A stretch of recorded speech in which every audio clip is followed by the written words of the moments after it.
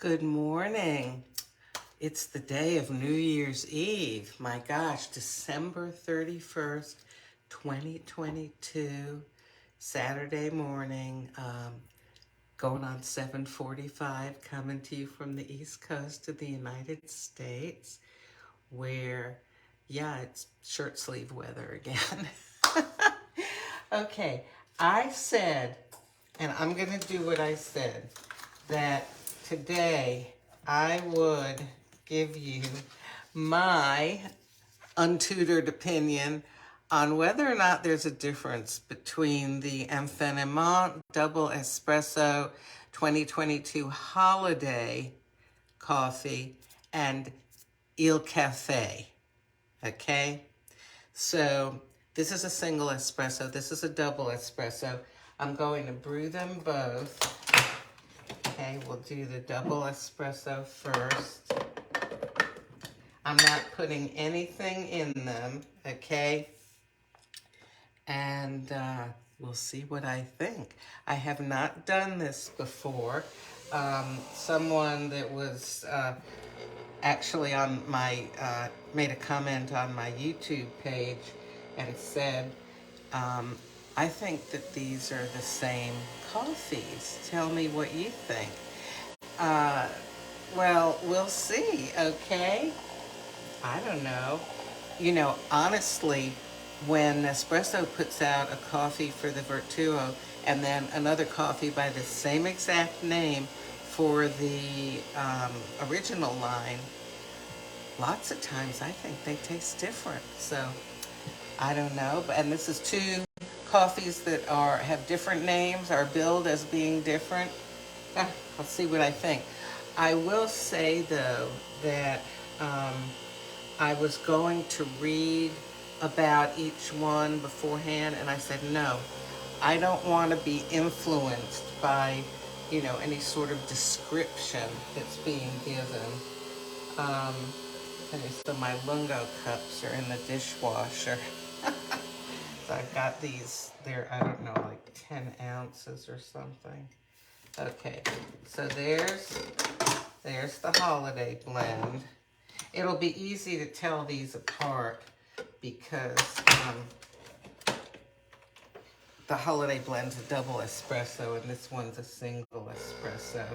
So just by the amounts. Okay, let me get a spoon. Oh, I'll give them each their own spoon. Okay. So, yep, finally had to break down, get myself a new t-shirt. I was dropping my daughter's dog off to board at Southern Hound Club, and I love the t-shirt that I got there several years ago. They still had more. So I said, okay, purple, yes.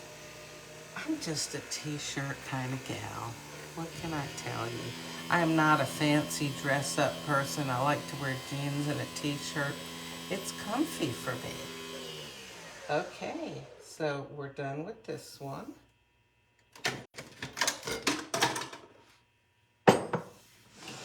All right.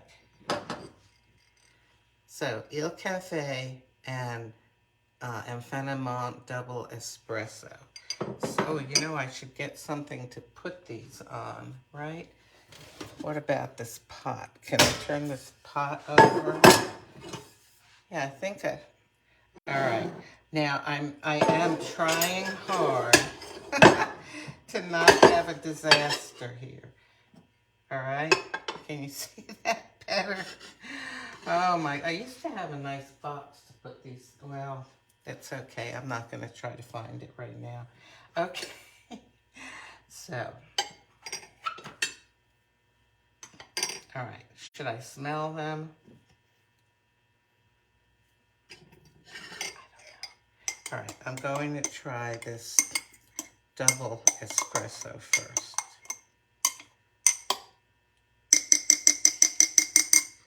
Here, wait, let me put the spoons in front of them.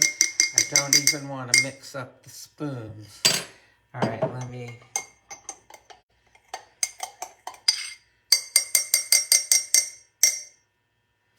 Okay, double espresso.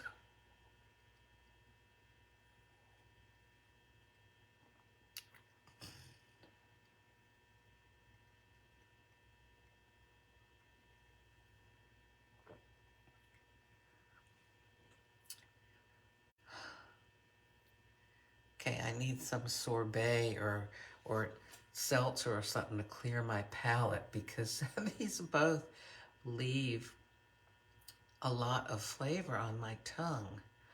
Oh, golly. All right. How am I going to do this? All right, wait.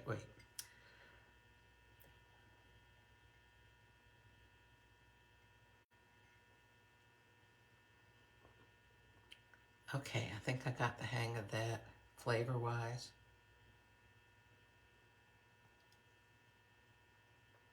No, they taste different. They taste different. Yes, they do. Okay, how are they different? All right, how can I describe this? You know, sometimes it's so difficult. I get it now why these coffee institutes have lexicons, collections of descriptive words for coffees. And it's like they say, okay, everybody taste this thing, like taste these chopped up walnuts, certain amount of chopped up walnuts. When you taste something like this in coffee, we're going to call it nutty. Now, I don't know if that's how they do it. I don't have the lexicon in front of me. I always have to look it up online. And I'm using my phone right now to talk to you guys, so I can't look it up. All right, but what they do, or they say, okay, a certain amount of this particular type of wine from this certain year or this region, this is what we will call winey. It's a little more complicated than that, but they have standards that they use, and they say, this is the taste that when you taste it in coffee, this is how you describe it. Well, and there's like a couple hundred at least different words to, I still have this thing up here. Hang on a minute. Oh, yes. Okay. Coffee Taster's Flavor Wheel. Okay. Now, this doesn't even have everything on it. It's like you start in the center. There are major descriptors, and then each one of these is divided up. Like under nut, we got almond, hazelnut, pecan, what is that? Cashew, peanut, and I don't have enough light on to read what that one is. Oh, walnut. Okay. And sugary and sweet, vanilla, nougat, honey, butter, cream, marshmallow, so on and so forth. So there's all these kinds of words. And so what word would I pick to describe what I just tasted?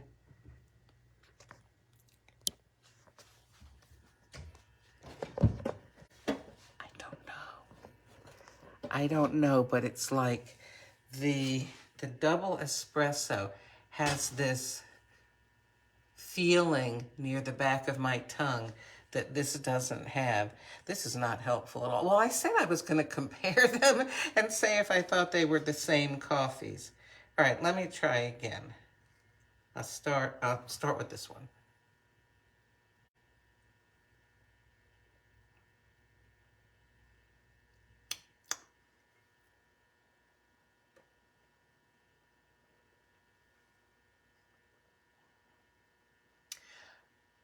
They're not the same. I mean, to me, they are not the same. Okay, so now here is my dilemma. Oh, golly. So last night, I have a couple of friends that live, just each one lives like a half a block away in either direction from my apartment. And we're three busy grandmas. And we like to go out and usually, though, it's very difficult for us to find a time when we're all three available. So last night, one of them texted, said, want to go to Just Love Coffee Saturday morning? And the other two grandmas, sure. Just like that. It was so easy. Of course, that's this morning. And here I promised I would do this. I guess I can get decaf They have really good decaf there. Anyhow, of all the days, the one day I promised that I'm going to try something. And by the way, I think, do I have a caffeine count on Il Caffé? I do. Okay. So look at this. Il Caffé, 129 milligrams in that single espresso. Okay. Let's see, are these, I think these lists are, oh, yeah, these are older before Il Caffé came out. So, all right, but the point is a lot of caffeine in there.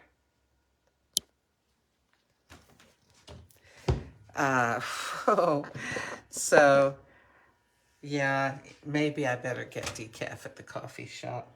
Anyhow, so I'll put my pot over here, my little coffee stage.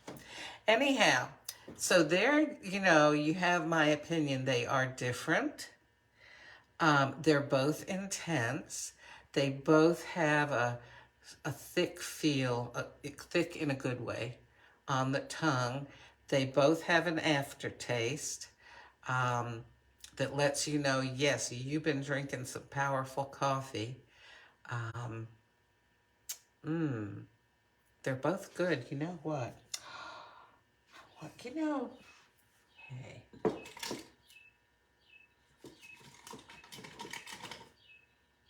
Can you hear that bird?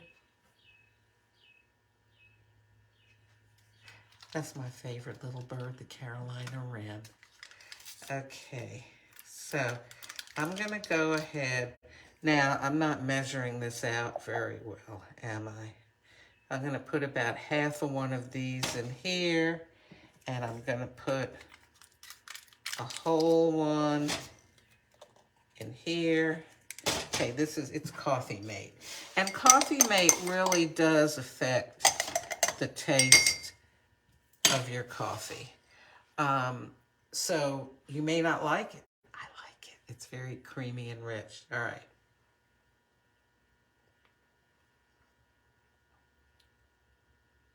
So interestingly, because I was tasting black coffees several times, it's like my palate got used to it. Now this tastes a little bit weak and watered down because the Coffee Mate sort of made it so mild. Let me try this one.